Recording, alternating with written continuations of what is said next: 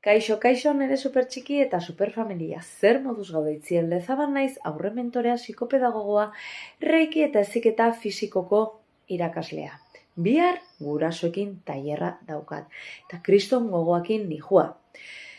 Bihar ikasiko ditugu efektu pare bat. Bata izango da Pigmalion efektua. Agian badakizu zertaz doan, da zer espero duzu bestearengatik, eta horrek eragina du bestearengan.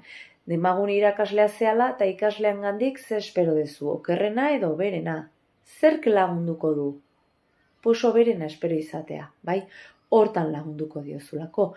Horre hontzan, esperimento bat duela urte batzuk, eta eintzituzten froga batzuk, ikasle batzui, intzieten froga batzuk, intelektualki zen maila ematen zuten. Eta gero, sortez, eman zieten emaitzak irakaslei. Eta irakasleak ustez, emaitza hoberenak zituen ikasleengan, espero zituzten emaitza hobeagoak. Orduan halaxe izan ziren. Eta alderantziz, espero zutenean gutxiago izan zituzten. Begira ze boterea dugun gure aldera biltzeko, gure txikien aldera biltzeko. Bihar etorri eta gehiago ikasiko duzu.